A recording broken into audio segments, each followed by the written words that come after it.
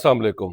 आज हमारे पास बहुत ही खूबसूरत 10 मरले का हाउस फॉर सेल के लिए आ रहा है। इस वक्त मैं बहरिया एनक्लेव इस्लामाबाद सेक्टर C1 पे मौजूद हूँ और हमारे पास 10 मरले का 5 bedrooms, 2 kitchen, TV launch, drawing room, servant quarter हमारे पास हाउस फॉर सेल के लिए आ रहा है। स्ट्रीट जो है वो डेड एंड है और वॉकिंग डिस्टेंस पे इस पे पार्क है, मस्जिद है, कमर्शियल है।